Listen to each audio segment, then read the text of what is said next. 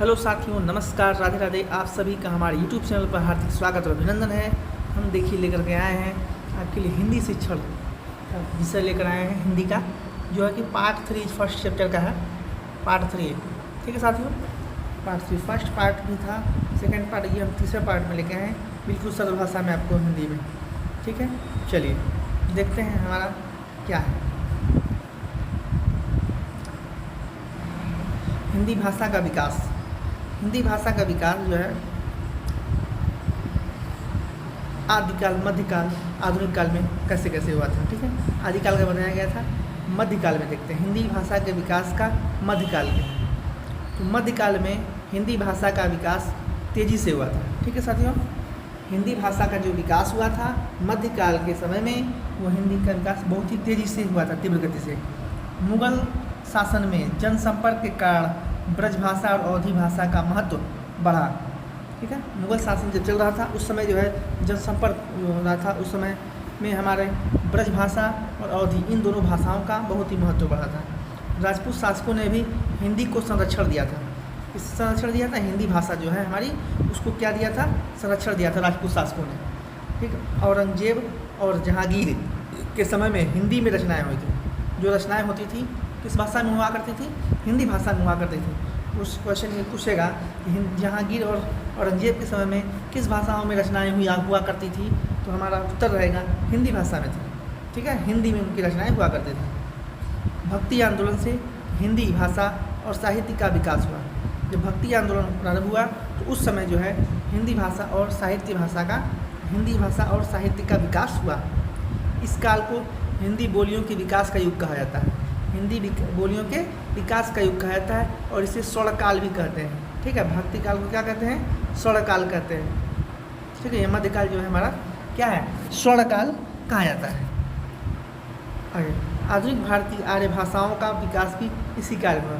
भारतीय आर्य भाषाओं का विकास किस काल में हुआ है, इसी काल में हुआ है।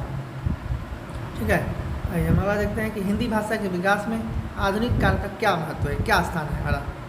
ठीक है, तो आधुनिक काल को हिंदी में खड़ी बोली का युग कहा जाता है। ठीक है, आधुनिक काल को किस युग का काल कहा जाता है, तो खड़ी बोली का युग कहा जाता है।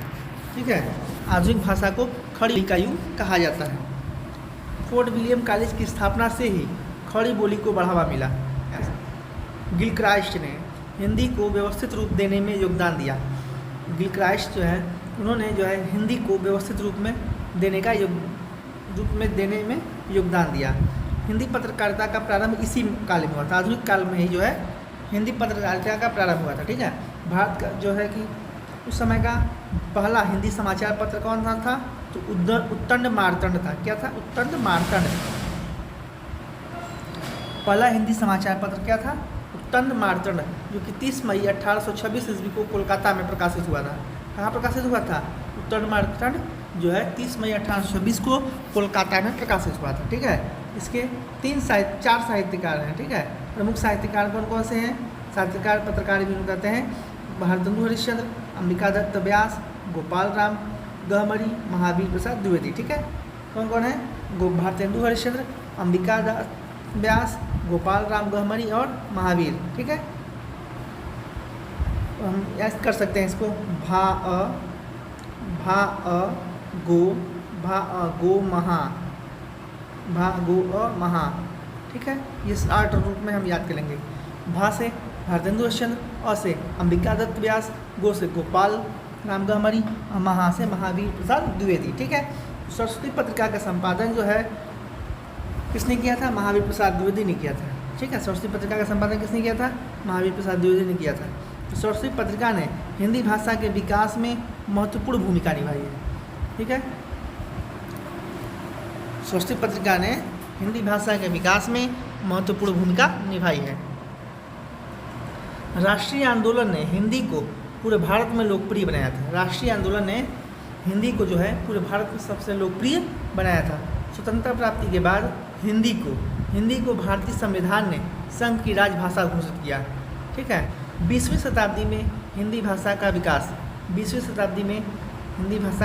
है। तो हिंदी का सभी क्षेत्रों में व्यापक विकास हुआ है। ठीक है, हिंदी का जो है सभी क्षेत्रों में व्यापक विकास हुआ है।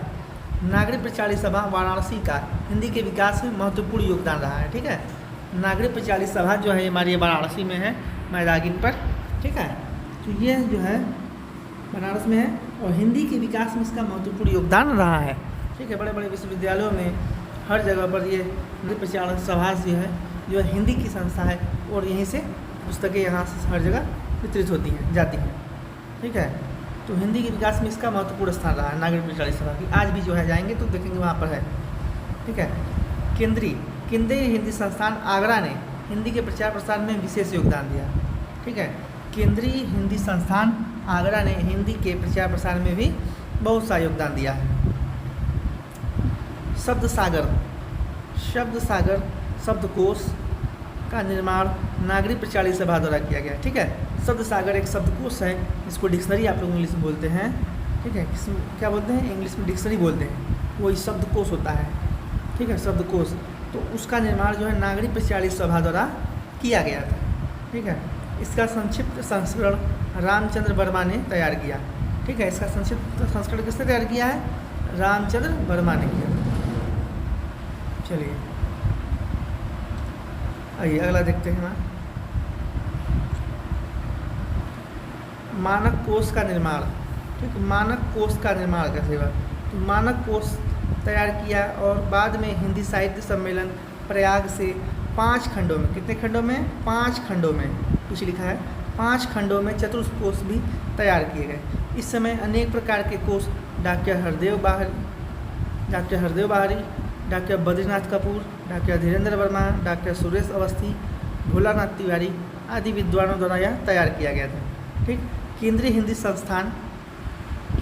संस्थान जो है निदेशालय जो है केंद्रीय हिंदी निदेशालय वैज्ञानिक तथा तकनीकी शब्दावली आयोग और विधि मंत्रालय के द्वारा अनेक कोश प्रकाशित किए गए थे। ठीक है, अनेक कोश जो है प्रकाशित किए गए थे। आज हिंदी साहित्य की सभी विधाओं में, हिंदी साहित्य की जितनी भी विधाएँ हैं, डायरी है, संस्करण, रिपोर्टाज है, ठीक है, नाटक है, एकांकी, ये सब जितने हैं विधाएँ हैं जो उपन्यास, इन सभी में पर्याप्त मात्रा में उत्कृष्ट साहित्य रचना हो रही है। हिंदी साहित्यिक कृतियों का अन्य भारतीय भाषाओं तथा विदेशी भाषाओं में भी अनुवाद हो रहा है। ठीक है, आज हिंदी साहित्य की सभी विधाएँ जो है उन सभी की जो रचनाएँ जो हैं उत्कृष्ट साहित्य रचना हो रही है। हिंदी साहित्य की कृतियों का अन्य भारतीय भाषाओं और विदेशी भाषाओं में भी क्या हो रहा है? अनुवाद हो रहा है। ठीक है, आइए, विदेशी भाषाओं और अन्य भारतीय भाषाओं की प्रमुख कृतियों का अनुवाद हिंदी में हुआ है। किसमें हुआ है? हिंदी में हुआ है। तो हिंदी और भारतीय भाषाओं के साहित्य के लिए केंद्रीय साहित्य अकादमी, ठीक है, केंद्रीय साहित्य अकादमी ने पर्याप्त सराहनीय कार्य किया है। आज इलेक्ट्रॉनिक साधन सूचना का क्रांति का युग है। ठीक है, इलेक्ट्रॉनिक साधन जो है सूचना की क्रांति का युग है। हिंदी भी सूचना क्रांति के निरंतर अग्रसर होती है। ठीक है, हिंदी भी सूचना क्रांति में निरंतर अग्रसर होती गई है। ठीक है, आज जो है क्या है? कंप्यूटर का युग है, सॉफ्टवेयर का समय है, सॉफ्टवेयर एक से एक तैयार हो रहे हैं। AIT कानपुर द्वारा विकसित जिस्ट का भी विकास CDAC पूरे द्वारा तैयार किया गया है। ईमेल, इलेक्ट्रॉनिक में इसको बोलते हैं फुल में, ईमेल और इंटरनेट में भी हिंदी की सुविधाएं उपलब्ध है। हर जगह आज जो है हिंदी क्या है? उपलब्ध किया गया है। हर जगह जो है हिंदी में उसके फॉन्ट्स रहते हैं। ठीक है, हिंदी सीखने के लिए कंप्यूटर पर लीला प्रबोध तथा गुर जैसे अनेक प्रोग्राम उपलब्ध किए गए हिंदी सीखने के लिए। ठीक है, कंप्यूटर पर जो है हिंदी सीखने के लिए लीला प्रबोध और गुर जैसे अनेक प्रोग्राम जो है तैयार किए गए हैं, उपलब्ध है। कुल मिलाकर हम कह सकते हैं कि आज हिंदी अपने पूरे समृद्ध रूप में हमारे सामने एक प्रतिष्ठित भाषा के रूप में है। आइए देखते हैं हिंदी का मानक स्वरूप। हिंदी का मानक स्वरूप क्या है? हिंदी का मानक स्वरूप, ठीक है, तो हिंदी के मानक स्वरूप जो है कई प्रकार के हैं। देखिए, जैसे हिंदी में समस्त गुण विद्यमान होते हैं। हिंदी में क्या है? समस्त गुण जो है विद्यमान है, जो एक राष्ट्रभाषा में होने चाहिए, होना चाहिए। इसके जो है क्षेत्र विशाल है। इसके अंतर्गत मैथिली, मगही, भोजपुरी, अवधी, बुंदेलखंडी, छत्तीसगढ़ी, ब्रज एवं राजस्थानी आदि जनपदीय भाषाएं सम्मिलित हैं। हिंदी में राष्ट्रभाषा बनने की क्षमता इसलिए भी है कि उसकी ध्वनि और लिपि में समानता होती है। इसकी ध्वनि और लिपि में क्या होती है? समानता होती है। इस समानता के कारण उसकी आसानी से आत्मसात किया जा सकता है, उसे आसानी से आत्मसात किया जा सकता है। हिंदी वह भाषा है जिसे देश की अधिकांशतः जनता जो है बोलती और समझती है। ठीक है, अधिकांश जनता क्या करती है? बोलती और समझती है हिंदी को। संविधान बनने से पूर्व भी हिंदी भारत की राष्ट्रभाषा थी और संविधान में भी इसकी राजभाषा के रूप में स्वीकृति की गई। कारण स्पष्ट है कि मद्रास, हैदराबाद, बंगलौर, मैसूर, त्रिवेंद्रम, औरंगाबाद, पुणे, मुंबई, अहमदाबाद, बड़ौदा, सूरत, कोलकाता, भुवनेश्वर, कटक, चंडीगढ़, जालंधर एवं श्रीनगर आदि देश के किसी भी कोने में चले जाइए, हिंदी को बोलने और समझने वाले लोग वहाँ पर स्थान पर मिल जाएंगे। भारत के कुछ राज्य तो हिंदी भाषा राज्य है ही, जैसे उत्तर प्रदेश, मध्य प्रदेश, राजस्थान, हरियाणा, लेकिन ये राजभाषा नहीं है। वहाँ पर भी उनमें हिंदी बोली और समझी जाती है। सन 1967 में हिंदी के प्रसिद्ध कवि एवं विचारक डॉक्टर रामधारी सिंह दिनकर ने दावा किया था कि संपूर्ण भारत में हिंदी समझने वाले लोगों की संख्या 70% से कम नहीं है। 70% से कम नहीं है।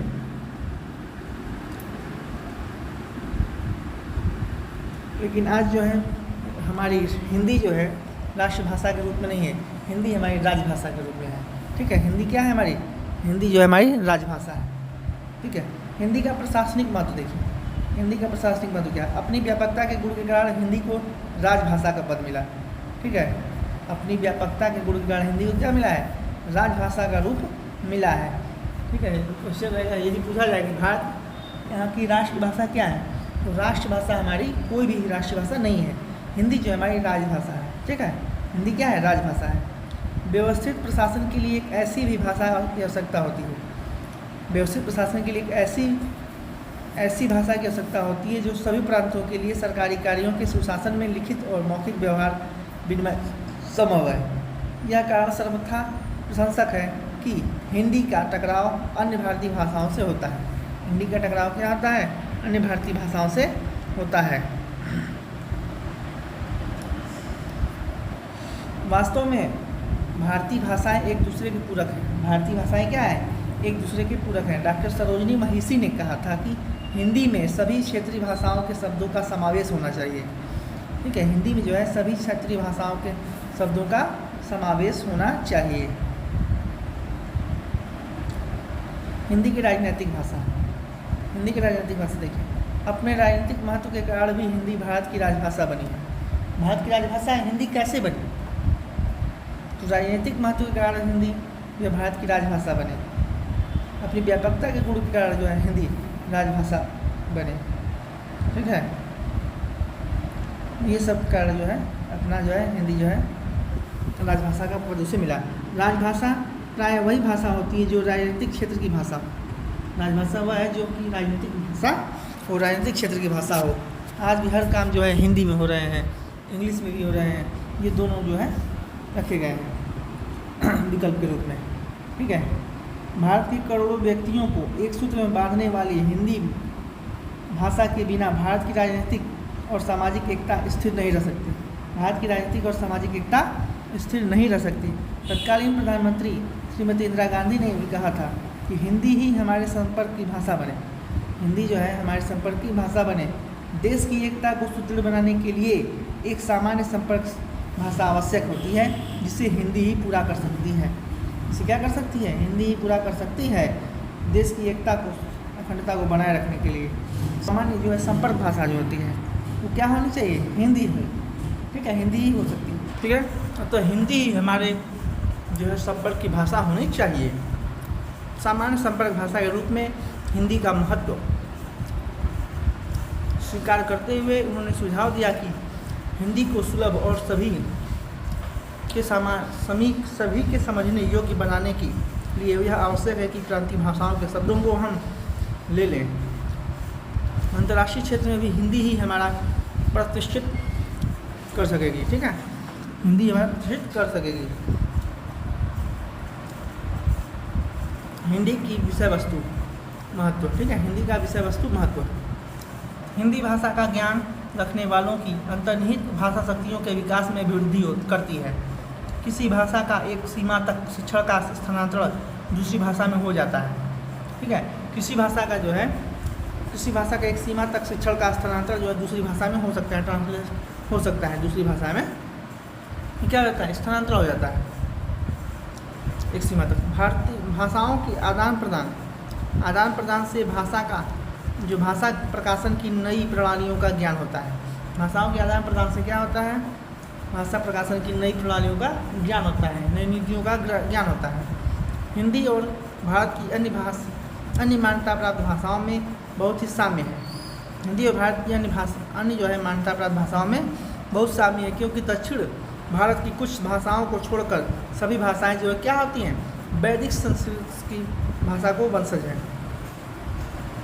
ठीक है, वैदिक संस्कृत भाषा की वंशज जितनी भी भाषाएं हैं वो सभी जो है संस्कृत से ही निकल गया है। वैदिक संस्कृत, लौकिक संस्कृत, इन्हीं सब जो है भाषा जो है बनी है, ट्रांसलेट करके अनुवाद कर करके जो है अलग अलग भाषाएं बन गई।